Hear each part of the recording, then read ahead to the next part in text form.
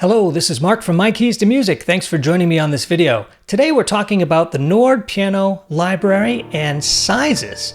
What do I mean by size? I'm not talking about keyboard size or number of keys. I'm actually talking about the Nord piano library size availability or size varieties, the variety of sizes that are offered to you when you download or upload these samples to your Nord keyboard. For example, let me take the White Grand. This is the newest piano sample from Nord, and this particular sample works on the Nord Stage 3, the Nord Stage 2 EX, the Nord Stage 2, Nord Electro 5 and 6, Nord Piano 4 and 5, as well as the brand new Nord Grand. So this White Grand is really the newest in the line. It's amazing. It's a semi-concert grand with a rich, expressive, and shimmering sound.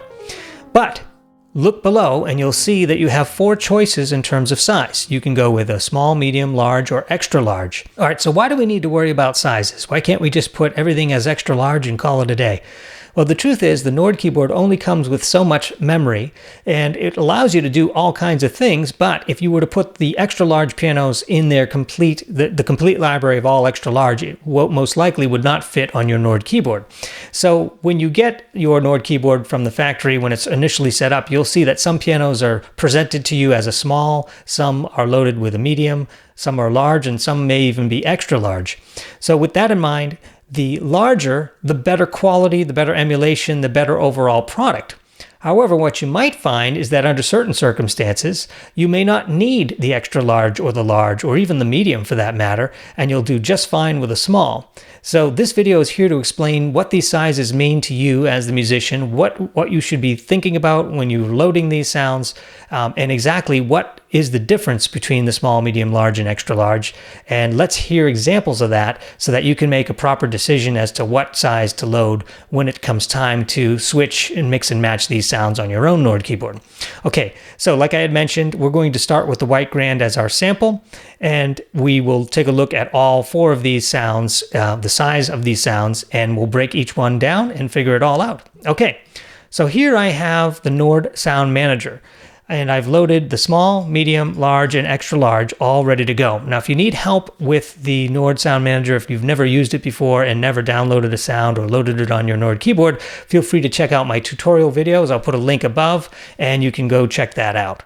So the difference in size that it takes on your Nord keyboard for each of these different types, it really does make an impact. For instance, the White Grand Small takes about 67.4 megabytes versus that of the White Grand Extra Large, which takes 245 megabytes. That is quite a difference. So if you tend to be a person who likes the large and extra large exclusively, you'll be able to load some of those for sure, but you will quickly run out of room before getting to all the piano samples available to you. However, if you choose to put the small and medium on there, you'll be able to put a lot wider variety of piano samples from the library on your Nord keyboard at one time. So it's important for you to know how those sizes do really impact the room you have. Let's now focus in on the features of each of these sizes so you know what makes them up and what the differences are so that you can better make a determination as to which size is right for you under which condition. So we'll do that, and then we'll take a look and listen on the Nord Stage 3 with each of these and figure out what those nuances are between those sizes to give you a better appreciation of it firsthand. This chart shows us the difference between small, medium, and large and extra large and the features within. All sizes are stereo sampled, and all sizes have detailed velocity mapping. Stereo sampled means that the sample itself was recorded in stereo, and it's presented to us in stereo, so you'll actually hear a wide stereo field of sound between the left and right channel, and it gives it a nice full stereo sound. All sizes have that, so that's really good to know that even the small has that capability. The next feature is the detailed velocity mapping, and what that means is as you push harder on the keys and show more expression, you'll get not only more volume, but you'll actually get a different sound based on how hard you hit. Very similar to when you push a key on a piano, the hammer hits the string, and if you push it very hard or very quickly, that sound is different than when you push it ever so slightly or soft. And that velocity mapping is also sampled and presented through all the smalls as well. So small, medium, large, extra large have both of those 2 features. The third feature is something called string resonance. And that exists only for the middle range once you talk about the medium size. So if you're going to go with a medium, now you're going to introduce string resonance for the first time, and you'll have it within the middle range. And according to my calculations here, and this is not scientific, nor did I see it written down anywhere, but according to what I've discovered, is that it appears that C3 through E5 is the range of the keyboard by which that middle range represents, and that string resonance. Now, if you step that up to a large, really the only difference between a medium and a large is that you get the string resonance throughout the entire keyboard range. So very subtle difference between the two, but a big difference in terms of the size that it takes to do that. And then finally, the big boy, the extra large, the fully mapped keyboard. And when they say mapped here, let's read that specifically. It says, many pianos are also available in the extra large version, which means that not all pianos are available, but many are. These are fully mapped across the keyboard, meaning that each key on the Nord now matches its exact equivalent on the original instrument. Its exact equivalent, which means that as they sample these keys and they hit the key and perform those keys, each one is sampled. So a C is then represented and recorded, a C sharp is then represented, a D is then represented, and that's what it means to have a fully mapped keyboard. Well, it takes a lot more storage space to store all those recordings because you're recording each key, versus recording, let's say, a C, skipping C sharp, and then maybe recording a D, skipping D sharp, and then recording an E. In other words, I'm sampling every other one. Now, I don't know the exact thing that, the exact method by which the people at Clavia did these samples, and I'm not sure that's documented anywhere. That's probably something proprietary to them.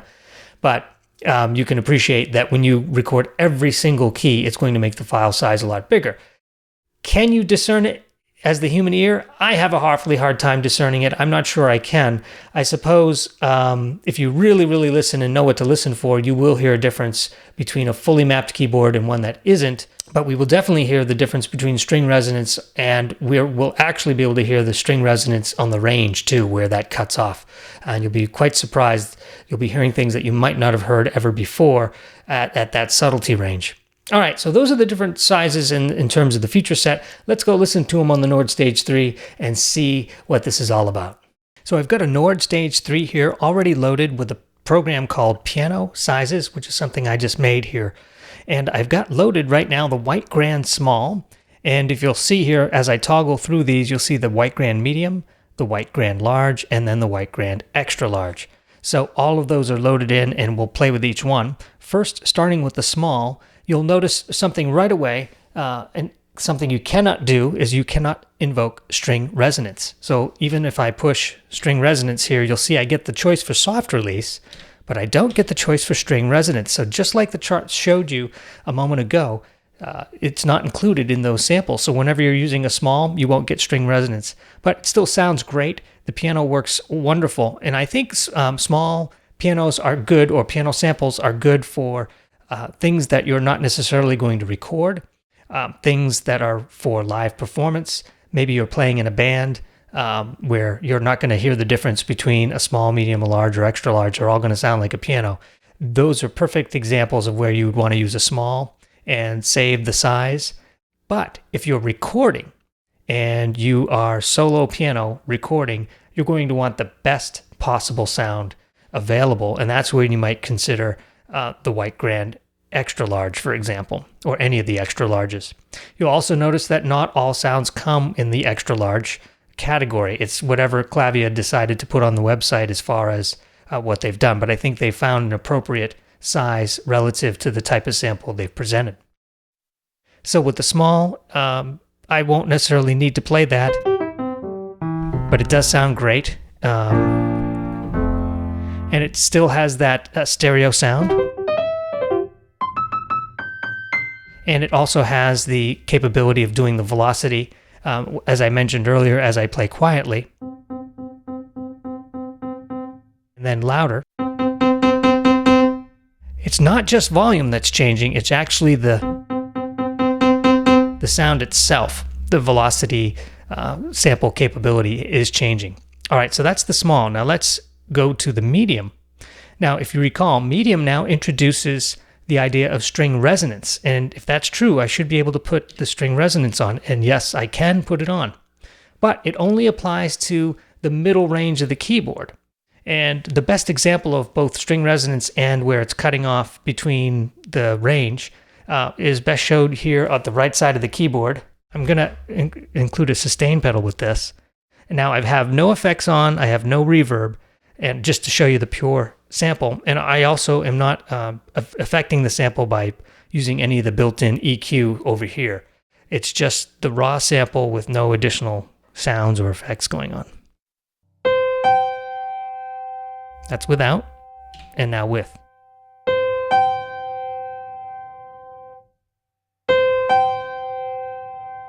A little louder. So you'll hear, you'll actually hear the resonance of the other strings nearby. And it really gives it a warm approach.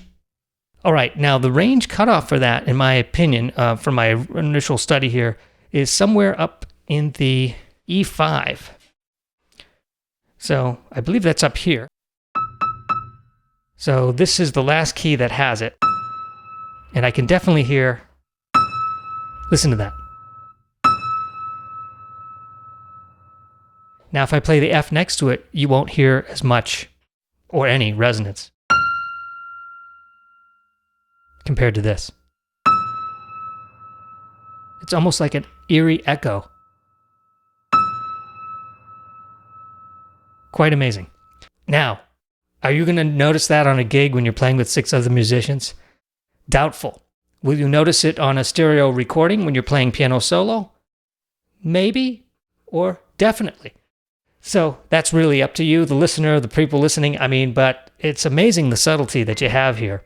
So the difference between the medium and the large is now the large, I'm going to play those same 2 notes. This time, the E will have resonance as well as the F. Let's listen if we can hear the difference. Here's the E with the resonance. And technically the F should have it too because it's mapped now.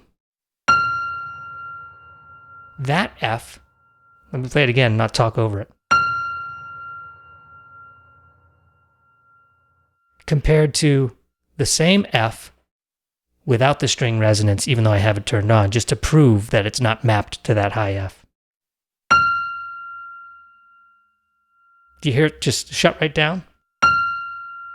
Compared to this.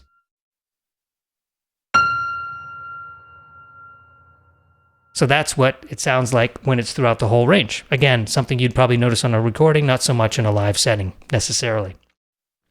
Okay, now finally, the extra large, which is really just about sampling every key on the keyboard, at least according to the manual, that's what they've done. When you only sample 1 or 2 notes in a given octave, let's say, you have to use the computer and the algorithm to manipulate the notes and stretch them up to each pitch.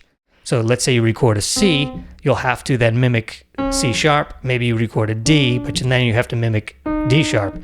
And that's the way it works. If you've ever worked with the Nord Sample Manager, that's how it works. In this case, every single key will be mapped.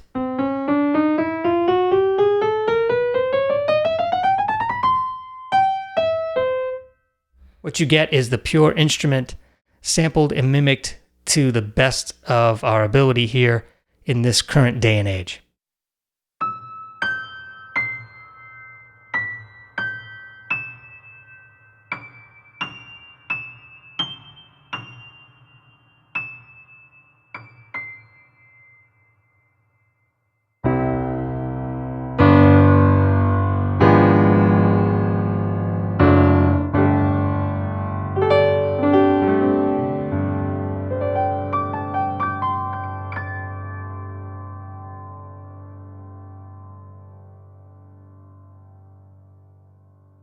So if you want to download samples, you simply go to nordkeyboards.com and you can locate the Nord Piano Sample Library, and you can download these samples and interchange them with the samples that are already on your Nord keyboard.